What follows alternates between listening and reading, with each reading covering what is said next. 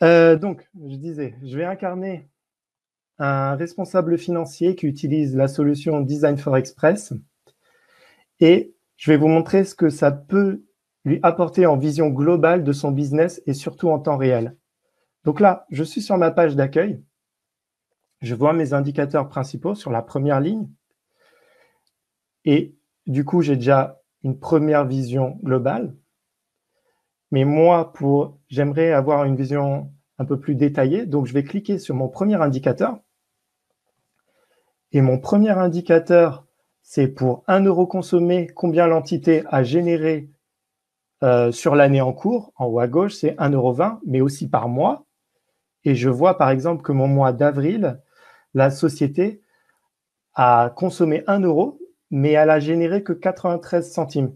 C'est-à-dire que sur ce mois-là, plus je fais du chiffre d'affaires, plus je perds de l'argent. Donc, il faut que je me pose la question, pourquoi? Déjà assez intéressant pour moi de savoir ça et d'aller rechercher les réponses. Je vais après sur mon tableau de bord financier. Donc, je vais retrouver une présélection de quelques indicateurs standards. Mon encours fournisseur, encours client, ma prévision de liquidité, situation de trésorerie, encore mon 1 euro consommé, combien l'entité a généré. Sur le premier, le taux de marge et d'exploitation, je peux zoomer. Je peux regarder par exemple en décembre 2019 combien j'ai fait de chiffre d'affaires, quelle a été ma marge d'exploitation. Je peux également survoler sur un autre indicateur le chiffre d'affaires qui est classé par produit ici. Et là, je vois que plus de la moitié de mon chiffre d'affaires se fait sur consultant senior à 233 000 €, ce qui est assez énorme pour moi. Je peux regarder les autres aussi, tout en survolant. Là, je me dis, bon, OK, je vais quand même masquer consultant senior, qui est une grosse partie de mon produit, pour justement voir en proportion les autres, parce que je ne les voyais pas très bien. Donc, je peux masquer en direct. Enfin, tout est interactif. Je peux aussi aller dans cet indicateur pour le voir un peu plus en détail. Donc là, je reviens sur ma vue par produit. Je peux classer par client. Donc là, je vois mes clients. Ça m'aide à savoir mon éventuelle dépendance par rapport à ces clients. Je vois par exemple que j'ai une certaine dépendance par rapport à luxe et chauffage et chaleur et Delator, qui représente plus des 3/4 de mon chiffre d'affaires. Donc, il faut que je fasse attention. Si je survole, je regarde aussi le chiffre d'affaires en valeur réelle. Je peux voir ce chiffre d'affaires par mois. Donc, j'ai une vision graphique qui me permet de les comparer très rapidement, mais j'ai aussi un tableau qui me permet de voir les valeurs réelles. Et d'ailleurs, à partir de ce tableau, je peux descendre encore plus dans le ERP pour voir qu'est-ce qui a généré ce chiffre d'affaires, les factures, etc., etc. Tout l'intérêt que tout soit centralisé, en fait. Donc, je vais retourner sur mon tableau de bord et je vais regarder mon encours client. Alors là, j'ai une vision groupe. C'est-à-dire que j'ai deux sociétés qui apparaissent. Innovat et Almica, ce sont mes sociétés.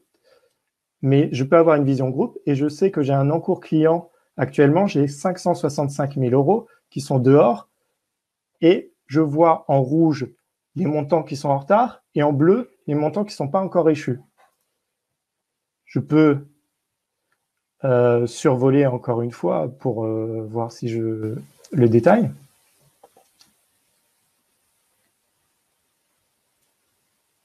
Voilà. Je peux également regarder seulement les valeurs échues et voir la proportion. Là, j'ai mes proportions. Donc, je vois que dans ma société Innovat, OK, c'est en retard, mais ça reste assez jaune clair. Par contre, sur Almica, c'est bien du rouge, bien plus de 120 jours. Donc là, il faudrait que je vois qu'est-ce qui se passe dans cette société. Si je continue, je peux également regarder par client.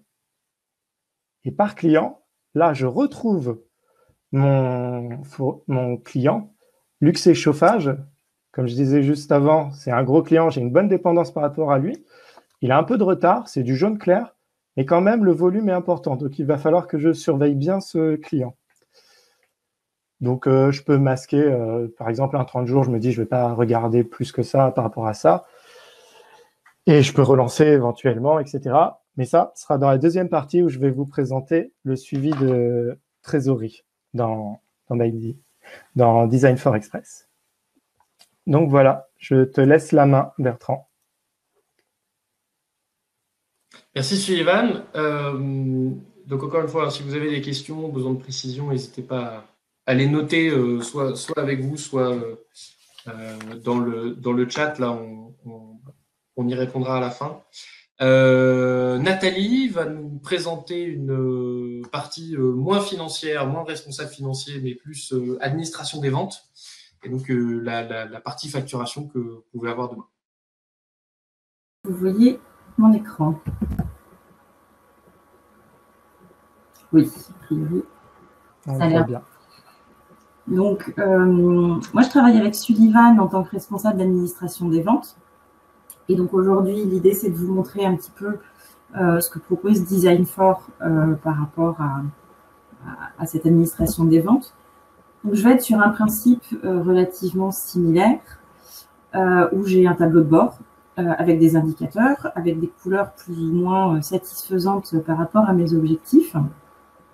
Donc ça, c'est plutôt la partie haute de mon tableau de bord. En dessous, je vais avoir des accès rapides à des choses plus transactionnelles, des écrans de suivi comme les commandes clients ou mes contrats, mon encours de commande, ou encore toutes les actions qui sont en cours et que je dois traiter par rapport à la facturation de mes clients. Donc j'ai, à partir de cette page d'accueil, là l'ensemble de ce qui me permet d'exécuter mon travail et de piloter. Je vais faire un focus sur mon montant net de facture parce que l'indicateur est en rouge. Il est en rouge parce que, en fait, je suis en deçà de l'objectif qu'on m'avait fixé, qui était de faire 764 000 € à date. Or, aujourd'hui, je suis à 726, donc ce n'est pas satisfaisant. Et puis, j'ai aussi une marque de tendance à la baisse parce qu'en fait, je suis 5% en dessous de ce que j'avais fait l'année dernière. Donc, en dessous de mon objectif, mais aussi en dessous de ce que j'avais fait l'année dernière. Et ce que je peux voir, en regardant mois par mois, c'est que le mois d'avril est bien supérieur au mois de mai et au mois de juin. Si je veux aller un petit peu plus loin, je vais aller regarder par client. Par client, je vais voir que avec les indicateurs par couleur, tout le monde a bien été facturé sur tous les mois depuis le début de l'année, sauf mon client Almica, qui est un gros client pour moi. Et je m'aperçois, en regardant les chiffres mois par mois, qu'en fait, je n'ai pas du tout facturé ni au mois de mai ni au mois de juin. Donc, j'ai très clairement là un retard de facturation dont il va falloir que je m'occupe. Je vais aller regarder plus précisément encore ce compte Almica pour voir le détail. Et je vais consulter pour ça ce qu'on appelle une vue à 360 degrés, puisque j'ai des informations sur les ventes, sur l'après-vente, sur les encours financiers et aussi sur tous les projets que j'ai en cours avec ce client. Si je zoome sur les ventes, je vais aller regarder en particulier une commande, dont je sais que c'est une commande très importante que j'ai en cours avec ce client. Et je vais aller regarder ce que j'ai fait en termes de facturation. Donc là, je vais arriver sur une représentation graphique de mon encours de facture, de ce qui a été émis ou pas. Donc là, je vois que lié à cette commande, ont été générées un certain nombre de factures. Quand j'ai des contrats avec des prestations récurrentes, des contrats d'abonnement ou 20 jours de prestations par mois systématiquement au titre de support ou de maintenance, je ne vais pas me poser la question. Comme le disait Bertrand précédemment, je vais initier ma commande, planifier mes factures et elles vont se générer automatiquement chaque mois sans qu'aucune action ne soit nécessaire de ma part. Sur cette commande en particulier, comme c'est une commande un petit peu sensible, un peu complexe, là j'ai pris la décision que le système me propose automatiquement les factures, mais qu'il ne les valide pas automatiquement. Et c'est pour ça qu'aujourd'hui, ils ne sont pas intégrés dans mes chiffres. Et je m'aperçois ainsi qu'effectivement, ma dernière facture n'a pas été validée, donc elle n'est pas comptabilisée dans mes chiffres. Je vais cliquer dessus pour aller vérifier que ce qui m'est proposé par le système est bien cohérent. Donc, je peux vérifier la quantité, le tarif, la date, et a priori, tout semble correct. Donc, je vais pouvoir valider ma facture. Et ça, c'est quelque chose que je devrais faire seulement de façon exceptionnelle. La validation de ma facture, elle fait quoi? Elle va envoyer automatiquement la facture à mon client en pièce jointe d'un email. Donc, je n'ai pas d'action ensuite d'édition de facture, c'est envoyé systématiquement. Et la validation de ma facture a fait aussi autre chose. Il a généré automatiquement mon écriture comptable. Et ce qu'on peut voir là, c'est que mon écriture comptable, elle a été faite selon les règles de comptabilisation française, avec un plan de compte français, avec la correcte comptabilisation de la TVA notamment. Mais comme je suis dans un groupe, j'ai aussi exactement la même écriture qui a été générée dans un autre plan comptable, selon d'autres règles comptables, qui sont des règles IFRS. Donc je peux, comme ça, avoir une double comptabilisation de comptabilité et donc de reporting, un en comptabilité locale, un en comptabilité groupe, qui en l'occurrence ici serait mon IFRS, et d'avoir ainsi des chiffres de gestion qui vont au-delà des frontières géographiques et légales et fiscales, et qui permettent d'avoir une vue consolidée sur les chiffres de mon groupe. Si je retourne sur mon indicateur et que je rafraîchis, je vois que désormais, mon indicateur est passé en orange. Donc ça veut dire que je me rapproche de mon objectif cible. Il ne passera en vert que le jour où j'aurai atteint ma cible. Par contre, ma flèche de tendance est passée au vert parce que désormais, j'ai dépassé ce que j'avais prévu de faire cette année en comparaison de ce que j'avais fait l'année dernière. Voilà un petit tour d'horizon du potentiel de ce qu'on peut faire en tant qu'administrateur des ventes. Ok. Je passe la parole. J'arrête. Alors ça, c'est l'effet des mots. On prend un tout petit peu plus de temps que ce qu'on... Ça arrive souvent. On va repartir de l'administration des ventes vers le responsable financier. Donc Sullivan, et là on va voir une partie beaucoup plus liée à la trésorerie, à la relance, et donc justement à la gestion de liquidité et tout ça. À toi Sullivan. Ok, très bien. Alors, donc comme disait Bertrand, je vais reprendre mon rôle de responsable financier. Et là, cette fois, je vais m'intéresser à comment je peux suivre ma trésorerie dans Design for Express. Donc, comme vous pouvez le constater, j'ai une deuxième ligne maintenant qui est suivi de trésorerie et j'ai tous mes indicateurs principaux, ceux qui m'intéressent. Je peux aller directement dans mon tableau de bord de suivi de trésorerie. Je vais y voir la prévision de liquidité, l'encours client, l'encours fournisseur, mais aussi sur la gauche de l'encours fournisseur, vous pourrez voir quelques raccourcis qui vont me permettre d'avoir des actions très directes et concrètes par rapport aux différentes informations que j'ai. J'ai également ma situation de trésorerie avec mes différentes banques. Là, je vais aller sur prévision de liquidité. Donc là, j'ai une projection sur une quinzaine de jours avec les entrées et sorties qu'on a. Et là, je peux regarder beaucoup plus loin d'un point de vue hebdomadaire. Par rapport à ces entrées et sorties, cela correspond à toutes les entrées et sorties dans la solution. Donc, en fait, ce que Nathalie vient de faire juste avant, il est déjà là. C'est de l'instantané. Maintenant, je vais aller regarder mon délai moyen de paiement en jours. Donc, par rapport au client. Donc, pour le mois en cours, j'ai à peu près 30 jours. OK, le mois précédent, 30 jours. Par contre, ce que je vois tout de suite, c'est qu'en janvier et février, j'avais un délai moyen de paiement de 4 jours qui était très bon. Et en mars, il a explosé. Est-ce que c'est à cause de la crise du Covid ou autre? Je ne sais pas. Mais par contre, heureusement, j'ai cet indicateur qui me le dit et je peux tout de suite réagir. Donc là, je vais aller sur mon raccourci de proposition automatique de relance pour valider des relances. À partir d'ici, je peux sélectionner plusieurs clients à relancer, vu que c'est chauffage, comme par hasard. Et je peux exécuter la relance, c'est-à-dire la valider, je peux la différer ou je peux encore la bloquer si, par exemple, j'ai déjà discuté avec l'un de mes clients et en fait, on a fait un marché et il m'a dit « Non, je te paierai plus tard. » Et donc, je ne vais pas le relancer inutilement. lorsque je vais valider ma relance, alors, juste un instant, je vais vous montrer. Lorsque je vais valider ma relance, ça va lancer un email automatique. Et dans cet email automatique, je vais avoir la pièce jointe, cette pièce jointe, qui va faire le détail des factures en attente et les montants, ainsi que les jours de retard. Le cas échéant, je vais simplement valider Gaz&Co pour relance. Donc, je fais action, exécuter relance. Voilà. Et c'est parti, sans plus d'action. Je retourne dans mon suivi de trésorerie. Ici, je vois mon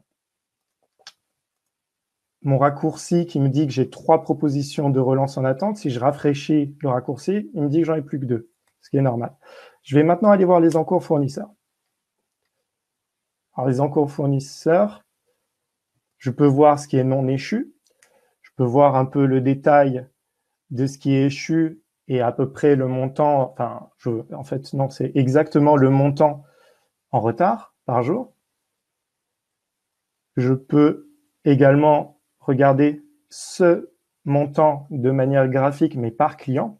Et je peux également aussi le faire sous forme de tableau. Donc, ce que je vois tout de suite, c'est que Oxygène, c'est bien rouge. J'ai un montant en retard de 23 000 €, donc ça c'est en retard. Je me dis, il faut que je paye ce fournisseur. Donc, à partir de ce tableau, je peux faire également du drill down, je peux descendre sur les informations, etc. Donc là, je vais aller dans mon raccourci de proposition de paiement automatique. Je vais chercher mon fournisseur. Donc, je vais chercher Oxygène. Voilà. Et là. Lorsque je le sélectionne, je peux soit différer le paiement pour une quelconque raison, soit je peux effectuer le paiement, c'est-à-dire valider le paiement. Je peux également valider en masse, il n'y a pas de souci, si j'ai plusieurs fournisseurs que je veux payer. Là, je vais simplement valider Oxygène.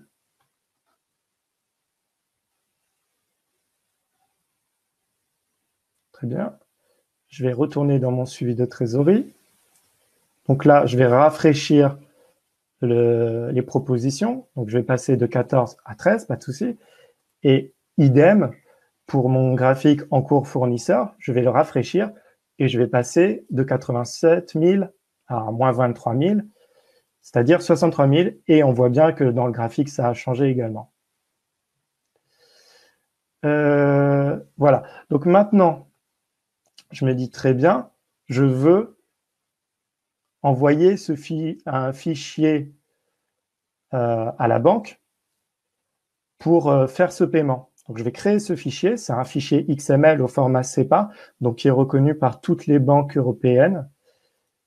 Et à partir de là, je peux sélectionner plusieurs fournisseurs et créer ce fichier et le déposer en banque.